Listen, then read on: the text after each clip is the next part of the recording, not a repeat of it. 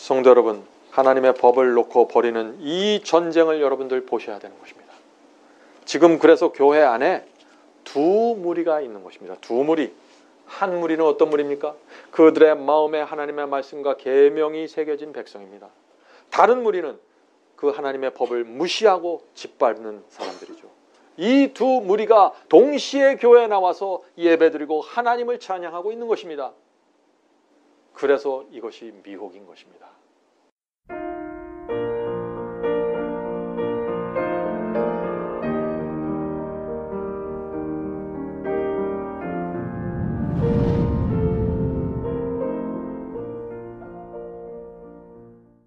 오늘 많은 사람들이 죄는 에덴 동산에서 시작되었다고 생각합니다. 그런데 그렇지 않습니다. 성경은 죄와 반역이 하늘에서 시작되고 말하고 있죠. 하늘에서 우주의 운명을 결정하는 전쟁이 시작된 것입니다. 오늘 우리가 좀 그 문제를 좀 살펴보려고 하는 것입니다. 계시록 12장 7절부터 9절 보겠습니다. 하늘에 전쟁이 있으니, 분명히 하늘에 전쟁이 일어났습니다. 하늘에 전쟁이 있으니 미가엘과 그의 사자들이 용으로 더불어, 용은 루시퍼 사탄을 얘기하는 것이죠. 용으로 더불어 싸울세. 자, 하늘이 하나님의 편과 용의 편, 사탄의 편으로 나누어서 지금 전쟁을 하는 모습을 이렇게 말한 것입니다. 용과 그의 사자들도 싸우나 이기지 못하여 다시 하늘에서 저희의 있을 곳을 얻지 못하니라. 큰 용이 내어 쫓기니 곧 옛뱀 곧 마귀라고도 하고 사탄이라고도 하는 온 천하를 꿰는 자라. 땅으로 내어 쫓기니. 자, 지금 사탄과 그 악령들이 지구로 내어 쫓기는 장면이죠. 땅으로 내어 쫓기니 그의 사자들도 저와 함께 내어 쫓기니라. 자, 그런데 여기서 참 우리가 이상한 장면이 마음속에 떠오르는 것입니다. 하늘은 완전한 곳이었고 평화로운 곳인데 어떻게 해서 이런 엄청난 전쟁이 있을 수 있었을까 하는 그런 질문이죠. 루시퍼라는 천사가 하나님을 밀어내는 전쟁을 벌인 것입니다. 자, 그 자세한 장면이 이사야 14장에 나옵니다. 이사야 14장 12절 14절입니다. 킹 제임스 성경으로 보겠습니다. 이사야 14장 12절 14절. 너 아침의 아들 루시퍼여. 그렇죠? 루시퍼가 지금 등장합니다. 너 아침의 아들 루시퍼여, 어찌 그리 하늘에서 떨어졌으며 너 열국을 엎은 자여, 어찌 그리 땅에 찍혔는고. 지금 하늘에 있었던 루시퍼가 땅으로 지금 쫓겨 내려오는 장면이죠. 그래서 지구가 이때부터 악령들과 사탄의 전쟁터가 된 것입니다. 지금 저와 여러분이 사는 이 지구가 사탄과 악령들이 내려온 전쟁터가 된 것입니다. 자, 계속해서 보죠. 내가 내 마음에 이르기를 내가 하늘에 올라 하나님의 뭇별 위에 나의 보좌를 높이리라. 자, 이것이 루시퍼가 하늘에서 쫓겨난 이유입니다. 전쟁을 일으킨 이유입니다. 하나님처럼 높아지기 원했던 것입니다. 자, 계속해서 읽어보죠. 내가 북극 지폐 산 위에 자정하리라. 가장 높은 구름에 올라 지극히 높은 자와 비기리라 하더라. 자, 여기서 지극히 높은 자는 누굽니까? 하나님이죠. 자, 그래서 루시퍼가 전쟁을 시작한 목적이 무엇입니까?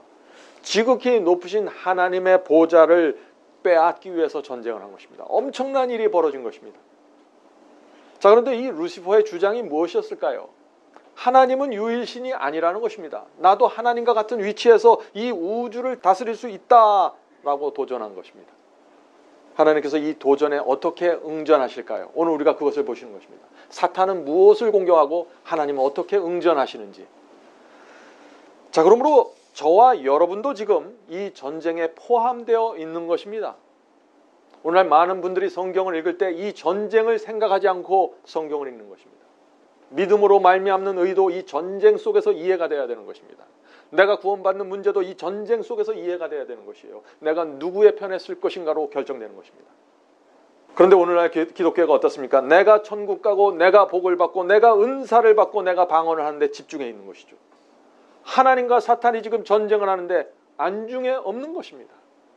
중요한 것은 하나님과 사탄, 이 전쟁에서 내가 누구를 선택하는가, 여기에 구원이 결정된다는 것이죠. 그러므로 이 전쟁은 교파의 전쟁이 아닙니다. 오늘 많은 사람들이 누가 정통이고 누가 이단인가를 자꾸 나누려고 하는데 다 소용없는 부질없는 짓입니다. 아무리 정통이면 뭐예요? 그 안에 부패가 있는데, 더러움이 있고 교리가 무너져 있는데. 성도 여러분, 교파와 교단이 저와 여러분을 구원하는 것이 아닙니다. 하나님이 우리를 구원하시는 것입니다. 하나님께서 주신 그 진리에 의해서 변화되면 그것이 구원입니다. 지금 그래서 온 하늘의 천사들은 하나님을 총사령관으로 해서 따르고 있는 것입니다. 그래서 저와 여러분도 하나님의 지휘를 받고 움직여야 되는 것입니다. 그래서 14만 4천을 요한계시록에서 말할 때 뭐래요? 어린 양이 인도하는 대로 따라가는 자들. 다시 말해서 하나님의 전쟁에 참여했는데 정확하게 하나님을 보면서 따라가고 있다는 것입니다. 성도 여러분, 우리는 하나님과 사탄이 벌이는 이 전쟁의 성격을 정확하게 알아야 되는 것입니다.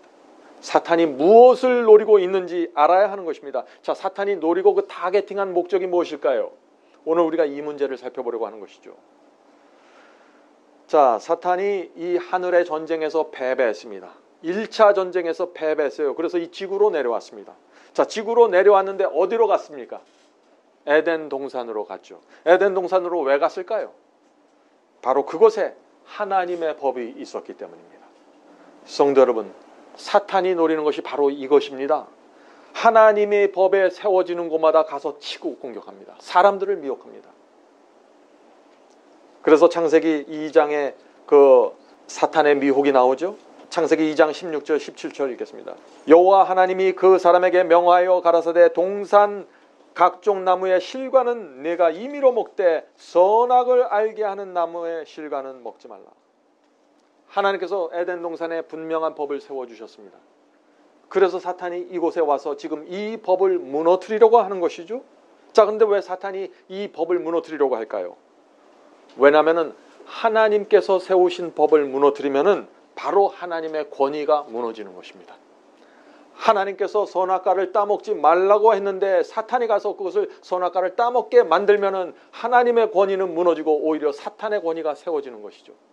지금 사탄이 그걸 원하는 것입니다. 그래서 사탄은 처음부터 하나님의 법과 계명에 초점을 맞춰서 공격을 하고 있다는 것입니다. 아담과 하와가 어떻게 했습니까? 선악과를 따먹지 말라는 하나님의 법을 순종하지 않았습니다. 지금 무슨 일이 생긴 것입니까? 하늘의 반역이 지구로 옮겨지게 된 것입니다. 성도 여러분, 우리가 이것을 알아야 합니다. 반역이라는 것은 그냥 하나님을 싫어하고 미워하는 것이 아니라 하나님과 하나님께서 세우신 법을 붙잡고 흔들고 무너뜨리는 것입니다.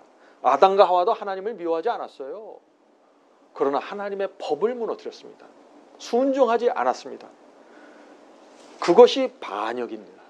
하늘에서의 반역도 그것이었고 땅에서의 반역도 그것이라는 것입니다. 그래서 오늘날 많은 사람들이 교회 다니고 예배드리지만 실제로 하나님의 법을 무너뜨리면서 반역의 대열에 참여하고 있다는 것입니다. 굉장히 두려운 일이죠.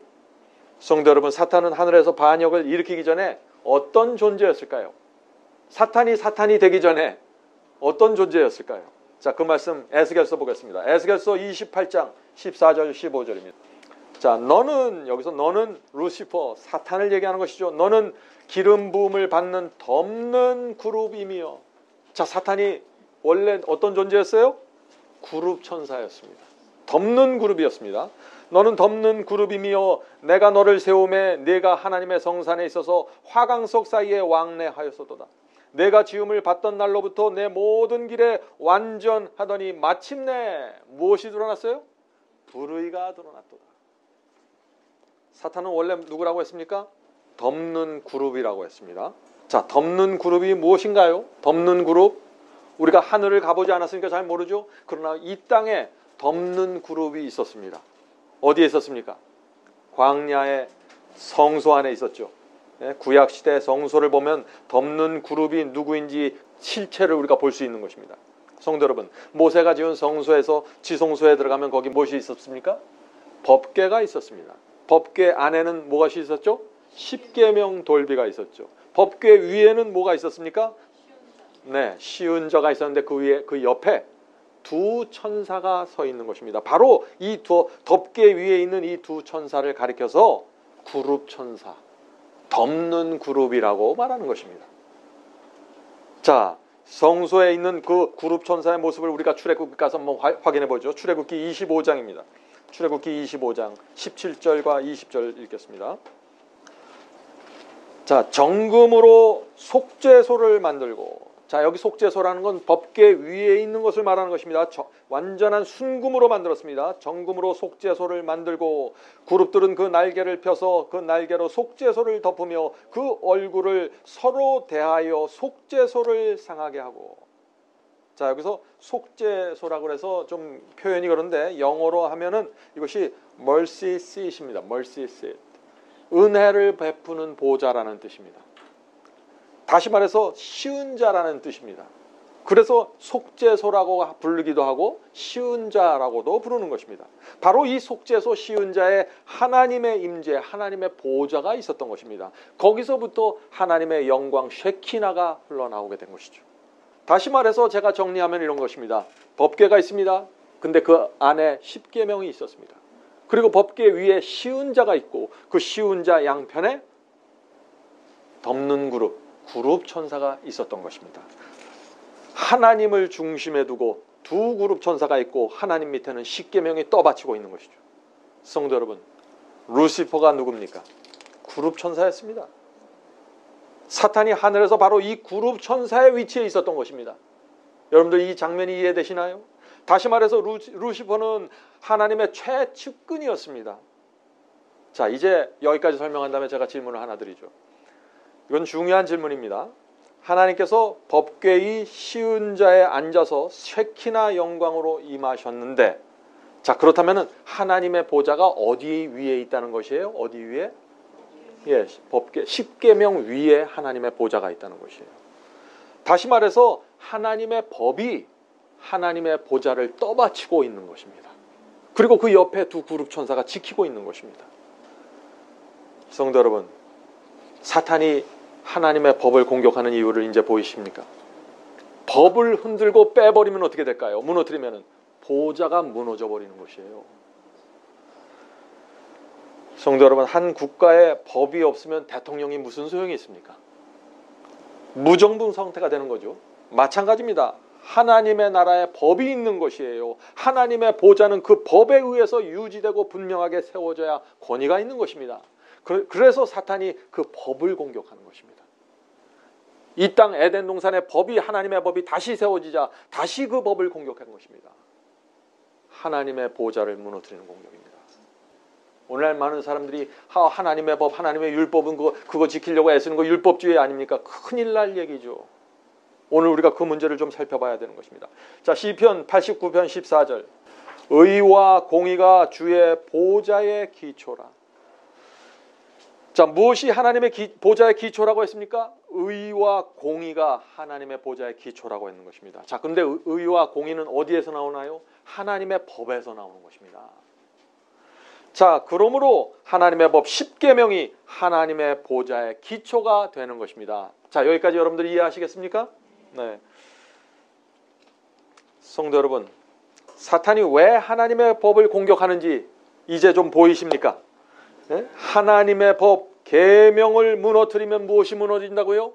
하나님의 보좌가 무너지는 것입니다. 이것이 사탄의 전략입니다. 그런데 놀랍게 오늘날 기독교가 어떤 복음을 전하고 있습니까?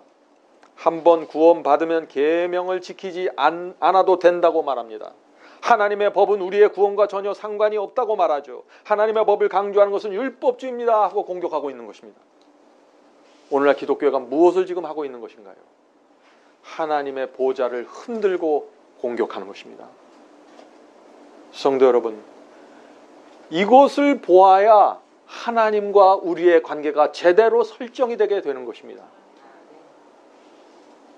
자, 그렇다면 어떤 사람이 여러분에게 와서 타락한 인간이 어떻게 하나님의 계명을 지킵니까? 우리는 지킬 수 없습니다. 믿기만 하면 구원받습니다 라고 말하면 여러분은 어떻게 해야 될까요? 그것을 거절해야 됩니다. 그런 사람은 사탄과 함께 하나님을 공격한다 하는 것입니다. 두려운 일이죠. 우리가 어떻게 믿기만 하면 구원받을 수 있어요? 우리가 아무리 믿어도 간음하고 하나님 외에 다른 우상을 섬기고 있고 부모를 공경하지 않는데 어떻게 믿는다고 구원을 해줘요? 있을 수 없는 일이죠. 성도 여러분, 지금 기독교에서 어떤 일이 벌어지고 있는지 여러분들 보셔야 합니다. 이거를 보아야만 하나님의 인도하심을 따라가서 하나님의 편에 서서 사탄과 싸울 수 있는 것이에요. 자, 법계 위에 있는 이 그룹 천사라고 했는데 이 그룹이라는 말이 영어로 covering이라는 뜻입니다. cover 한다 그러죠. 그것은 보호한다는 것입니다. 덮어서 보호한다는 뜻이에요. 이 그룹 천사라는 것은 보호하는 천사라는 뜻입니다. 자, 그렇다면 무엇을 보호한다는 것일까요? 하나님의 법을 보호한다는 것이에요. 하나님의 법을 옆에 서서 부둥켜 안고 보호해야 하나님의 보좌가 떠받쳐지는 것입니다. 그래서 사탄이 자신이 무엇을 공격해야 하는지 누구보다도 잘 아는 것입니다. 왜? 그룹 천사이기 때문에. 자, 그렇다면 이 루시퍼가 어떻게 타락하게 되었을까요? 우리가 이제 상상할 수 있죠? 우리 에스겔서를 다시 읽겠습니다. 에스겔서 28장 14절 15절 보면은 이 그룹 천사 사탄이 루시퍼가 어떻게 타락하게 되는지 장면이 나옵니다. 너는 기름 부음을 받은 덮는 그룹이며 내가 너를 세움에 네가 하나님의 성산에 있어서 화강석 사이에 왕래하였었도다. 자, 그리고 들어보세요.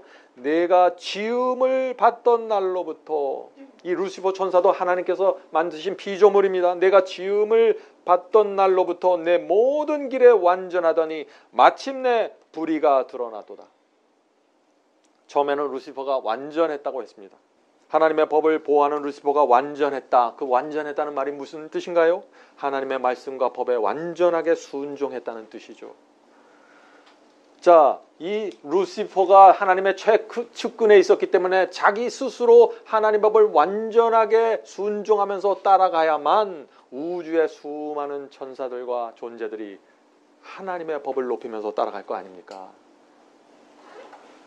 자, 그런데 루시퍼가 어떻게 됐어요?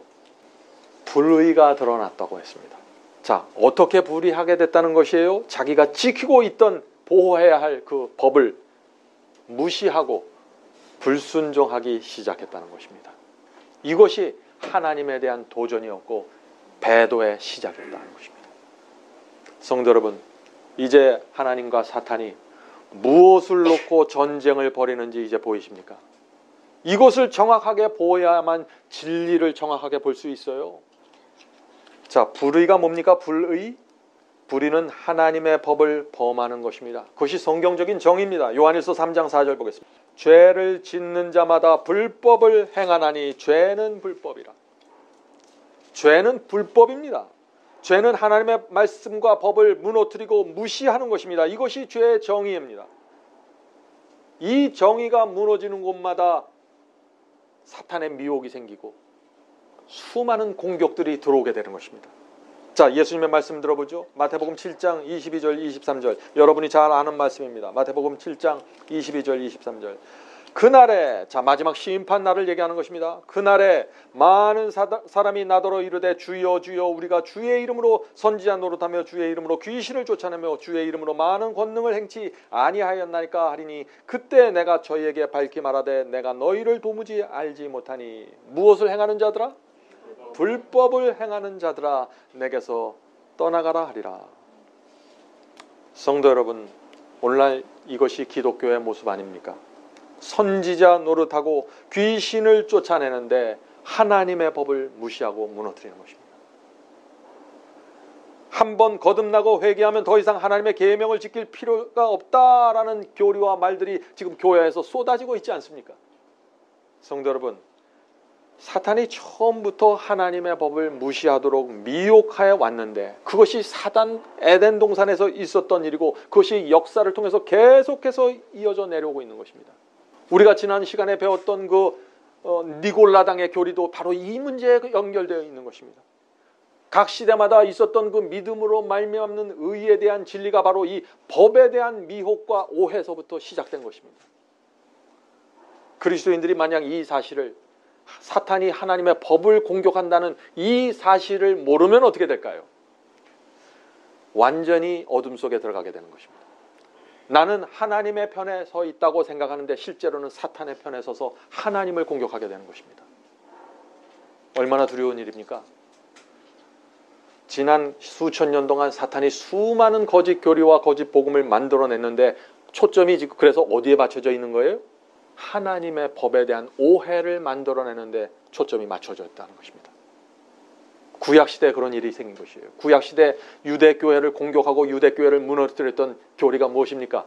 율법주의 아니에요? 율법주의는 율법을 철저하게 지키라는 것이 아닙니까? 아니죠. 율법주의라는 것은 하나님의 법의 정신을 왜곡시킨 것입니다. 하나님의 법 속에 담겨져 있는 하나님의 성품을 왜곡시켜 버렸어요. 그래서 율법을 지키는 것 같이 보이지만 실제로는 전혀 율법을 지키지 못하는 상태가 되어버리는 것입니다. 그것이 율법주의죠. 중세기에 와서는 다니엘서 7장에 어떤 적그리스도 세력이 등장해서 드디어 하나님의 계명을 직접 공격하면서 때와 법을 변경하는 일들이 생기지 않습니까?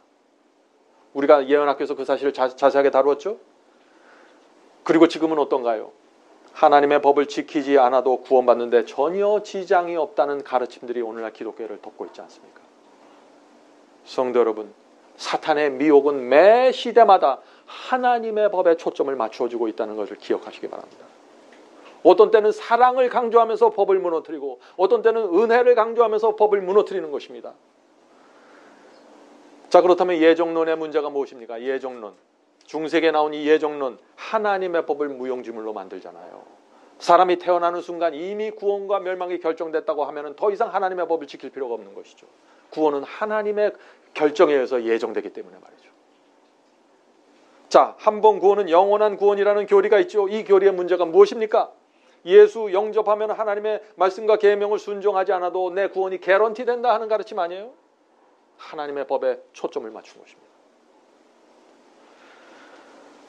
수많은 사탄의 덫들이 지금 기독교 안에 펼쳐져 있는 것입니다.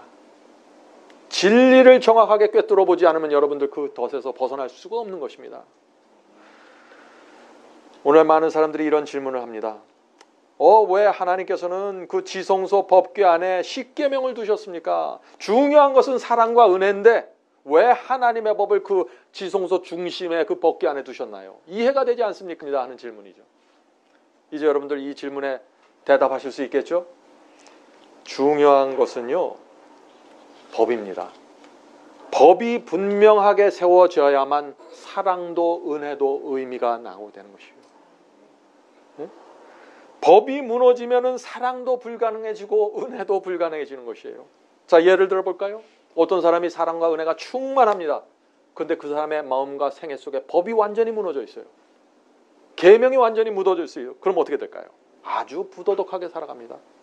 은혜스럽어요. 사랑이 있습니다. 그렇게 보여요. 그러나 그 사람의 마음과 생애를 보면 완전히 법이 무너져 있어서 계명을 짓밟고 살아가게 된다는 것입니다.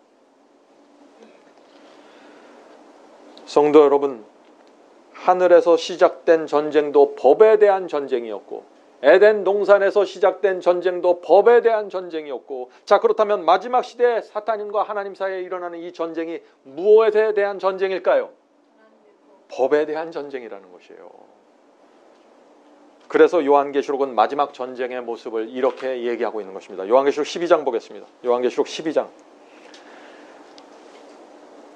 17절입니다. 용이 여자에게 분노하여 돌아가서, 사탄이 분노하는 이 지구 역사의 마지막 전쟁입니다. 용이 여자에게 분노하여 돌아가서 그 여자의 남은 자손 곧 하나님의 계명을 지키며 예수 증거를 가진 자들로 더불어 싸우려고 바다 모래 위에 섰더라. 분명하지 않나요? 하나님의 법, 계명을 지키는 성도가 마지막 전쟁에서 하나님의 편에 서게 되는 것입니다. 매 시대마다 하나님의 법을 올바로 드러내면서 그리스도의 성품을 반사하는 사람들이 확실하게 하나님의 편에 서서 싸웠던 성도들입니다. 성도 여러분, 짐승의 표 환란 때도 마찬가지입니다. 자, 짐승의 표 환란 읽어볼까요? 요한계시록 14장이죠. 14장 11절 12절입니다. 짐승과 그의 우상에게 경배하고 그의 이름의 표를 받는 자는 누구든지 밤낮 쉼을 얻지 못하리라. 짐승의 표 환란의 장면이죠. 그리고 나서 이 환란에서 하나님의 편에 누가 서는가 분명하게 나옵니다. 성도들의 인내가 여기 있나니 저희는 하나님의 계명과 예수 믿음을 지키는 자니라. 성도 여러분, 제가 정말 부탁드리는데 여러분들 잊지 마셔야 됩니다. 하나님의 법을 지키는 성도들이 마지막 전쟁에서 하나님의 편에 서게 될 것입니다. 그들이 세상 역사를 마치고 그리스도의 재림을 영접하게 될 것입니다. 이 진리가 이렇게 분명한데 사람들이 미혹을 당해서 지금 법이 소용없습니다. 그것은 율법주의입니다. 법을 지키는 것은 하나님의 은혜를 무시하는 것입니다. 온갖 이야기들과 이설들이 지금 오늘날 기독교를 난무하고 있는 것입니다. 자, 하나님의 법에 대한 또 하나의 중요한 진리가 있습니다. 자, 그것을 좀 살펴보겠습니다. 하나님의 법을 지키는 성도들이 장차 사탄과 악령을 심판할 것입니다. 여러분들 그 사실을 아십니까? 성도들은 하나님의 심판에 참여하게 될 것입니다. 하나님의 법을 지키는 성도들이. 자, 그 말씀을 보죠. 고린도전서 6장 2절과 3절입니다. 성도가 세상을 심판할 것을 너희가 알지 못하느냐? 세상도 너희에게 심판을 받거든 지극히 작은 일을 판단하기를 감당치 못하겠느냐? 우리가 천사를 심판할 것을 너희가 알지 못하느냐? 그러하거든 하물며 세상이리라. 자, 여기 성도들이 천사를 심판한다 그랬는데 하늘의 거룩한 천사가 아니죠. 이것은 사탄과 악한 천사들을 말하는 것입니다. 성도 여러분, 의인들은요 장차 하나님의 심판에 참여할 것입니다. 여기 사도 바울이 분명히 말씀하셨죠. 자, 그런데 왜 의인들이 하나님의 심판에 참여하게 될까요? 악한 천사들과 사탄을 심판하기 위해서 참여하는 것입니다. 물론 심판장, 재판장은 하나님이시죠. 그러나 우리들이 배심원으로 참여하게 되는 것입니다. 증인으로 참여하게 되는 것입니다. 자, 이제 그러면 또 하나 제가 질문을 드려야 됩니다. 이 하나님의 심판에 우리가 증인과 배심원으로 참여하는데 이 심판에 참여하는 자들이 법을 지키지 않아도 될까요? 지금 법을 지키지 않는, 법을 무너뜨린 사탄과 악령들을 지금 심판하는데 거기에 참여하는 자들이 어떻게 감히 법을 지키지 않을 수가 있어요? 전혀 자격이 없는 것이죠. 반드시 지켜야 하는 것입니다. 그러므로 하나님의 심판에 참여하려면요 세 가지 자격을 갖춰야 되는 것입니다. 세 가지 자격. 자, 무엇일까요? 첫 번째 자격은 죄가 무엇이고 불의가 무엇인지 분명하게 알아야 하는 것입니다. 왜 그럴까요? 죄가 무엇인지 모르고 의가 무엇인지 모르는데 어떻게 재판장에 들어가서 참여해서 배심원이 되고 무엇을 결정하는 데 참여해요? 그럴 수 없는 것이에요. 심판에 대한 분명한 개념이 있어야 됩니다. 요한일서 3장 4절 우리가 아까 읽은 말씀, 죄를 짓는 자마다 불법을 행하나니 죄는 불법입니다. 이것을 알아야 하나님의 전쟁에 제대로 참여할 수 있는 것입니다. 자, 두 번째 조건은요, 하나님의 법과 계명을 지켜야 합니다. 당연하죠. 하나님과 사탄의 전쟁의 이슈가 이 법인데 이것을 하나님의 법과 계명을 지키지 않는 사람이 어떻게 이 전쟁에 참여할 수 있겠어요? 안 되는 것입니다. 세 번째 조건은 법을 무너뜨리려는 사탄의 미혹을 분별할 수 있어야 됩니다. 매 시대마다 구약 시대건 신약 시대건 중세기건 마지막 시대건 법을 무너뜨리려는 사탄의 미혹을 정확하게 봤던 성도들이 하나님의 편에 정확하게 섰고 하나님께 영광을 돌리면서 진리를 분명하게 드러냈습니다. 미혹을 당하면 끝나는 것입니다. 미혹을 당하는 순간 하나님의 편에서 떠나서 사탄의 편에 서게 된다는 것이에요. 성도 여러분, 하나님의 법과 계명에 대한 말씀이 성경이 무엇이라고 말하고 있는지 우리가 알아야 되는 것입니다. 오늘날 기독교가 이렇게 무너진 이유가 바로 여기에 있는 것입니다. 은혜를 말하고 사랑을 말하면서 법을 무너뜨려 버린 것이죠. 자, 그래서 하늘 도성에 들어가는 성도들을 묘사하면서도 법을 지키는 성도들을 말하고 있는 것입니다. 요한계시록 22장 14절입니다. 킹제임스 성경으로 읽겠습니다. 요한계시록 22장 14절. 하나님의 계명을 지키는 자들은 복이 있나니, 하나님의 법을 지키는 자들은 복이 있다는 말이죠. 이는 저희가 생명나무에 나가며 문들을 통하여 성에 들어갈 권세를 얻으려 함이로다. 얼마나 분명합니까? 에덴 하늘에서 시작된 이 법에 대한 전쟁이 에덴 동산으로 옮겨졌고 마지막 하늘 도성에 들어가서 생명나무에 나가는 자들도 이 법에 대한 진리를 분명하게 이해하고 깨닫고 지키던 성도들이라 하는 것이죠. 성도 여러분, 이제 중요한 질문 하나 더 드리겠습니다. 자, 이 질문은 이것입니다. 하나님의 계명에 대한 진리가 이렇게 분명한데 왜 수많은 사람들이 이렇게 계명을 무시하고 외면하고 있습니까? 라는 질문이겠죠. 여러분들 어떻게 대답하시겠어요? 사람들이 왜 계명을 싫어할까요? 계명을, 하나님의 법과 계명을 내 마음에 두면은 어떻게 될까요? 내가 하고 싶은 것을 할 수 없게 됩니다. 내가 원하는 대로 살 수 없게 됩니다. 내가 죄가 재미있고 세상이 좋은데 계명을 내 마음에 두면 내 마음이 불편해집니다. 내가 거짓말을 하려고 하면 하나님이 계명이 와서 나를 정죄하고 괴롭힙니다. 그래서 사람들이 하나님의 법을 그렇게 싫어하는 것입니다.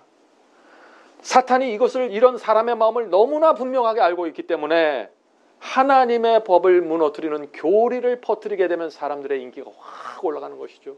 하나님의 법을 무너뜨리는 설교를 하면 성도들이, 교인들이 교회를 찾아옵니다. 교회가 가득 채워지는 것입니다. 그것이 오늘날 말하는 교회 성장법입니다. 하나님의 법을 무너뜨리면 교회는 성장하는 것이에요. 성도 여러분, 기억하십시오. 하나님과 사탄의 전쟁은 법을 지키는가 무시하는가로 결정되는 것입니다. 하나님의 법이 하나님의 보좌와 직접 연결되어 있기 때문에 이런 문제가 생기는 것입니다. 자, 그렇다면 여러분은 이 전쟁에서 누구의 편에 서시겠습니까? 하나님의 편에 서셔야죠. 하나님의 편에 서려면은 하나님의 계명과 법에 확실하게 서 있어야 되는 것입니다.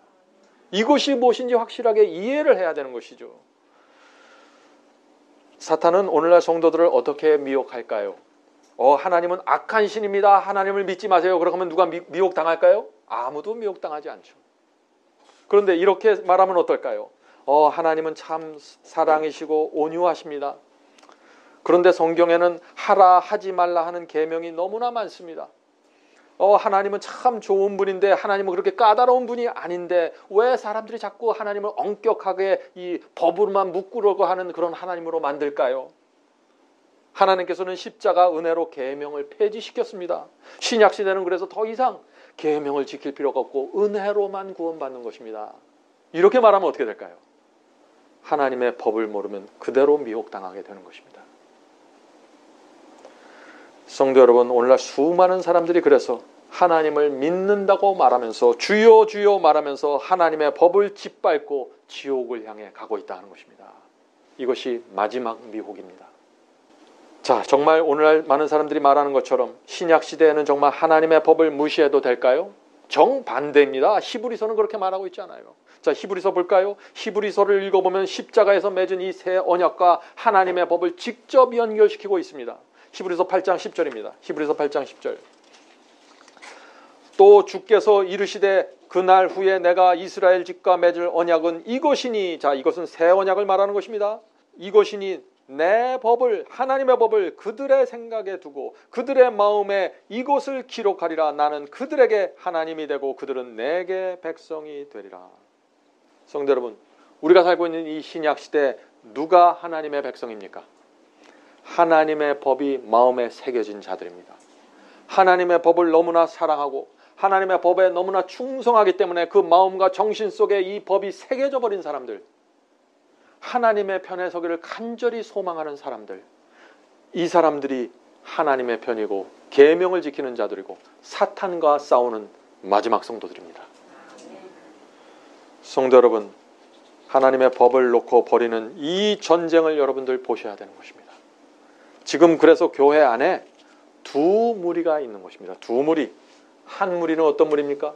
그들의 마음에 하나님의 말씀과 계명이 새겨진 백성입니다. 다른 무리는 그 하나님의 법을 무시하고 짓밟는 사람들이죠. 이 두 무리가 동시에 교회에 나와서 예배드리고 하나님을 찬양하고 있는 것입니다. 그래서 이것이 미혹인 것입니다. 오늘 많은 사람들이 이런 생각을 하죠. 구약시대는 옛 언약과 율법으로 구원받지만 신약시대는 새 언약과 은혜로 구원받습니다. 더 이상 계명이 필요 없습니다. 여러분들 이런 말 들은 적 없습니까? 이런 말들 많이 하죠. 정말 그럴까요? 오해입니다. 구약시대나 신약시대나 모두 하나님의 법이 우리의 마음에 새겨져야 구원받는 것입니다. 성경이 그렇게 말하고 있는 것입니다. 지금 제가 읽은 이 말씀을 아마 여러분들 처음 듣는 분들이 있을 것입니다. 구약 성경을 읽겠습니다. 구약 성경에 이미 새 언약에 대한 말씀이 있는 것입니다. 구약 성경 예레미야 31장 31절 33절입니다. 나 여호와가 말하노라. 보라, 날이 이르니 내가 이스라엘 집과 유다 집에 새 언약을 세우리라. 새 언약이죠. 그날 후에 내가 이스라엘 집에 세울 언약은 이러하니 곧 내가 나의 법을 그들 속에 두며 그 마음에 기록하여 나는 그들의 하나님이 되고 그들은 내 백성이 될 것이라. 히브리서에 나온 말씀과 얼마나 똑같은 얘기예요. 성도 여러분, 구약시대에도 하나님의 법이 마음에 새겨지는 경험을 해야 하나님이 내 하나님이 되고 내가 하나님의 백성이 될 수 있는 것입니다. 구약시대 10계명이 성소 지성소 안에 법궤에 있었습니다. 법궤에 있는 그 구돌비 10계명이 나를 구원하는 것이 아니라 그 법이 내 마음에 새겨지는 성령의 역사가 있어야 내가 구원을 받게 된다는 것이요.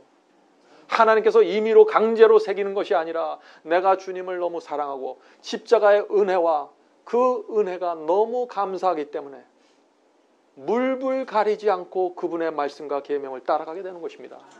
그런 성도들 마음에 정신에 하나님의 법이 새겨진다고요. 이것이 인침받는 경험 아닙니까? 바리새인처럼 마음에 법이 새겨지는 경험이 없으면은요, 아무리 율법 열심히 해도 그냥 옛 언약 속에 머물게 되는 것입니다.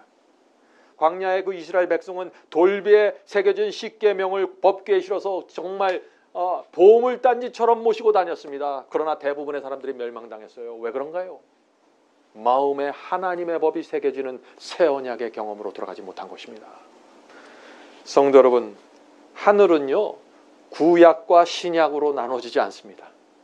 하늘은 행함으로 구원받은가 은혜로 구원받은 사람으로 나눠지지 않아요. 하늘은 모두 은혜로 구원받는 사람들로 채워질 것입니다. 그러나 그 은혜가 너무나 깊고 너무나 크기 때문에 하나님의 법 앞에 굴복하고 그 말씀을 내 어깨와 가슴으로 감고 살아가는 성도들이죠. 오늘날 교회 안에 하나님의 법에 대한 오해가 왜 이렇게 심각합니까?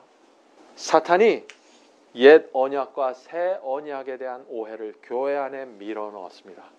그래서 문제가 생긴 것입니다. 사탄이 노리는 것이 무엇일까요? 하나님의 법을 무시하게 만드는 것입니다. 옛 언약을 오해하고 새 언약을 오해하면 하나님의 법을 오해하게 되고 무너뜨리게 되는 것이에요. 사탄이 노리는 것이 바로 거기 있다는 것입니다. 자, 옛 언약의 신앙이 어떤 것이죠? 우리가 잘 알죠? 바리새인들과 같은 신앙, 그것이 옛 언약에 속한 신앙입니다.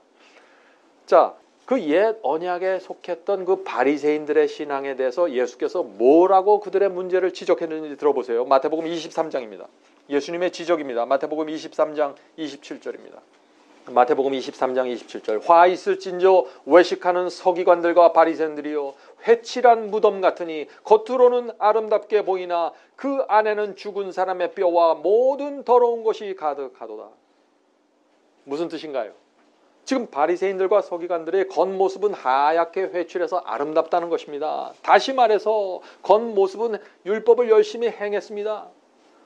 겉모습은 모든 행위와 예식을 통해서 하나님의 율법을 행한 것처럼 보였어요. 그러나 속은 뭐라 그랬어요? 속은 죽은 사람의 뼈와 모든 더러운 것이 가득하다. 이것이 옛 언약에 속한 신앙이 갖고 있던 문제였습니다. 수많은 유대인들이 이 신앙 붙잡고 있다가 무너져 갔던 것입니다.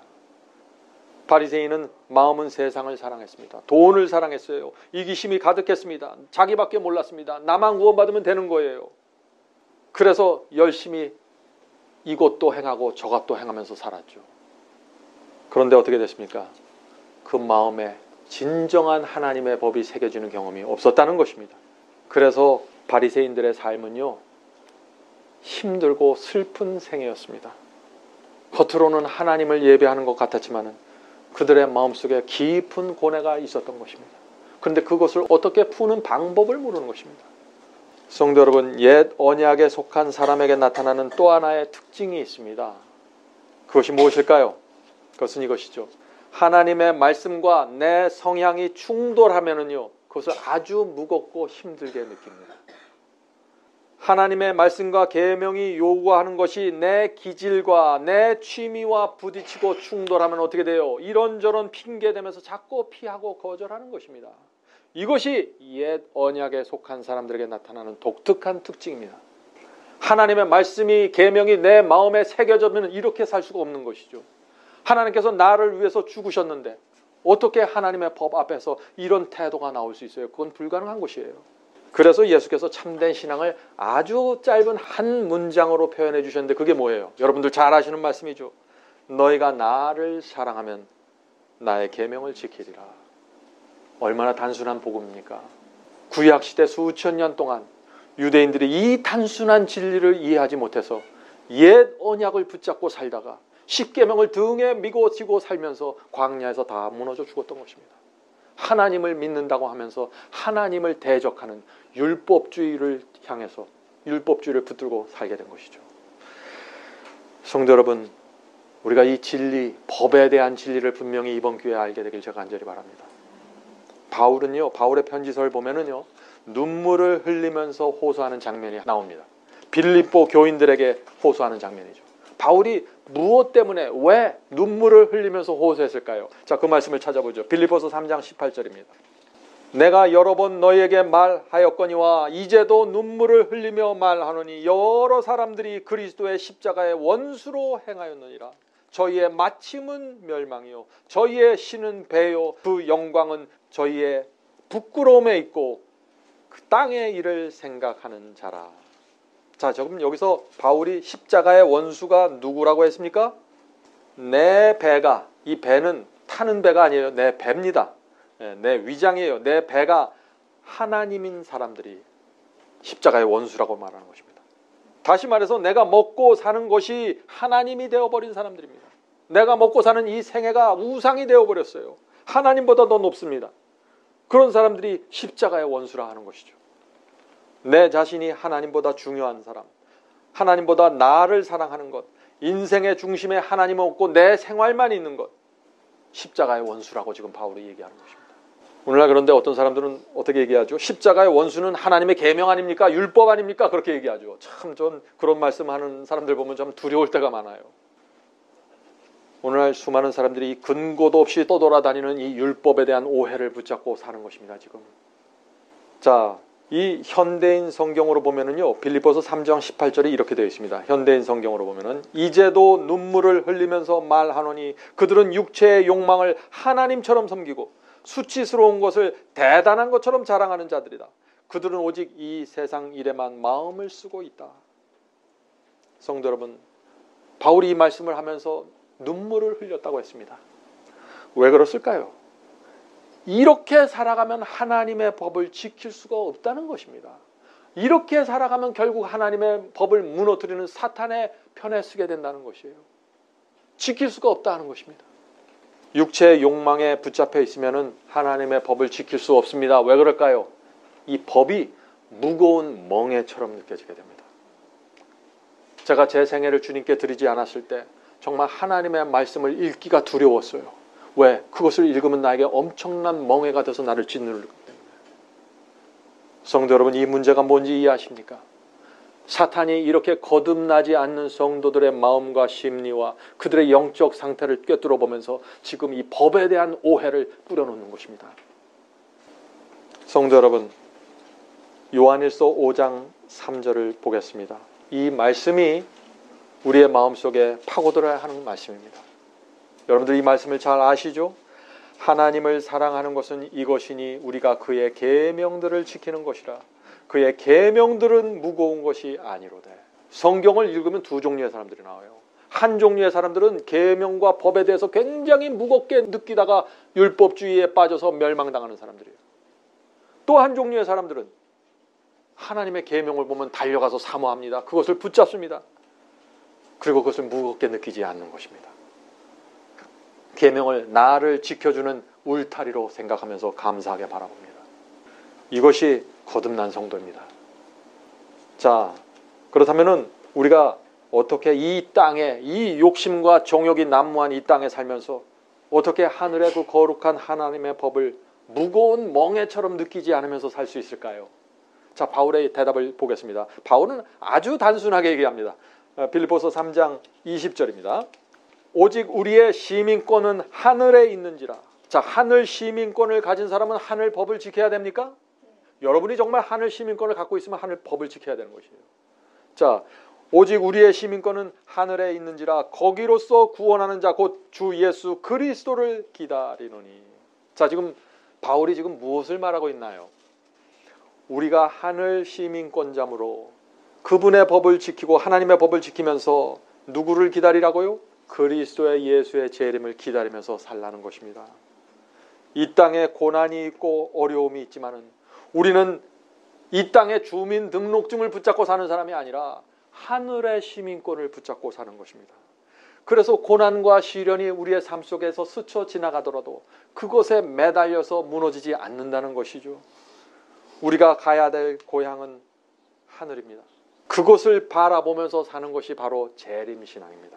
재림신앙이 뭡니까? 하늘의 시민권자로서 하늘의 법을 지키면서 그리스도의 재림을 바라보면서 이 땅을 살아가게 되는 것이에요. 그런 사람들은 어떻게 된다고요? 내 배를 신처럼 섬기지 않겠다는 것입니다. 이 세상을 우상으로 만들지 않겠다는 것입니다. 십자가의 원수가 되지 않겠다는 것입니다. 재림신앙입니다. 이제 말씀을 마치도록 하겠습니다. 오늘 많은 사람들이 십자가를 좋아합니다. 그런데 예수께서 왜 십자가에 돌아가셨는지를 모릅니다. 예수께서 왜 십자가에 돌아가셨을까요? 바울은 이렇게 설명합니다. 고린도후서 5장 15절입니다. 저가 모든 사람을 대신하여 죽으심은, 그리스도께서 모든 사람을 대신하여 죽으심은 산자들로 하여금, 저와 여러분처럼 살아있는 사람들로 하여금 다시는 저희 자신을 위하여 살지 않고 오직 저희를 대신하여 죽었다가 다시 사신 자를 위하여 살게 하려 함이라. 성도 여러분, 얼마나 분명합니까? 전에는 나를 위해서 살았습니다. 내 인생의 주인이 나였습니다. 나는 내 배를 위해서 살았습니다. 내 배가 신이 되었습니다. 그러나 이제는 그리스도께서 나를 위해서 죽었다는 사실을 알고 하나님의 아들이 나를 위해서 죽었다는 사실을 깨달으면서 우리가 어떻게 살아야 된다고요? 더 이상 내 자신을 위해서 살지 않고 그리스도를 위해서 살아가게 된다는 것입니다. 우리는 그래서 더 이상 내 욕망을 섬기면서 살 수 없는 사람들입니다. 그것을 로마서에서 빚진 자의 심령을 받는다고 말하고 있지 않습니까? 교회에 열심히 나오고 우리가 신앙을 열심히 하는 이유가 어디 있습니까? 나를 위해서가 아니라 하나님의 이름과 영광을 위해서 하는 것입니다. 하나님의 법을 내가 어떻게 하면 세울 수 있을까? 그것을 위해서 하는 것이죠. 자, 마지막으로 고린도후서 3장 2절과 3절 말씀 읽고 마치도록 하겠습니다. 고린도후서 3장 2절과 3절입니다. 너희가 우리의 편지라 우리의 마음에 썼고 무사람이 알고 있는지라 너희는 우리로 말미암아 나타난 그리스도의 편지니 이는 먹으로 쓴 것이 아니요 오직 살아계신 하나님의 영으로 한 것이니 돌비에 쓴 것이 아니요 오직 육의 신비에 한 것이니라. 성도 여러분, 우리가 정말 하나님을 원하고 정말 하나님을 믿고 정말 하늘의 시민권자로 살기 원하면은 하나님께서 우리의 육비에 우리의 마음판에 당신의 법을 말씀을 새겨주신다는 것입니다. 이것은 하나님의 약속입니다. 이것이 하나님과 사탄 사이에 벌어지는 전쟁의 중심에 있는 것이고 이것이 그리스도인들이 가져야 될 핵심적인 경험이 되는 것입니다. 부디 우리 모두 오늘 우리가 나눈 이 경험과 전쟁 속으로 들어가서 하나님의 편에 서게 되기를 간절히 바랍니다. 하늘에 계신 아버지, 저 하늘에서부터 시작된 우주 전쟁의 중심에 하나님의 법이 있다는 사실을 보여주셔서 감사합니다. 주님, 이제는 저희가 이 하나님의 법, 계명에 대한 두려움과 잘못된 편견을 다 내려놓고 하나님께 가기 원합니다. 도와주시옵소서. 그리스도의 십자가가 하나님의 법과 함께 간다는 사실을 우리가 이해할 수 있도록 도와주시옵소서. 하늘에 계신 아버지, 저희가 종일 주의 법을 묵상하기를 원합니다. 그런 사람 되게 도와주시옵소서. 법을 두려워하고 피하지 않도록 하여 주시옵소서. 계명을 붙잡고 사는 성도 되게 도와주시옵소서. 저희는 하나님의 편에 서서 사탄의 미혹을 물리치기 원합니다. 주여, 진리를 저에게 보여주셔서 진리로 갈 수 있도록 도와주시옵소서. 하늘에 계신 아버지, 성령을 통하여 저에게 임하셔서 저희의 마음속에, 마음판에 하나님의 법이 기록될 수 있도록 도와주시옵소서. 저희의 마음을 주님께 드리기 원합니다. 저희의 생애를 주님께 드리기 원합니다. 주여, 저희 생애 속에 오셔서 저희의 삶을 인도해 주시고 하나님을 사랑하는 성도로 살아가게 도와주시옵소서. 예수님의 이름으로 간절하게 기도드립니다. 아멘.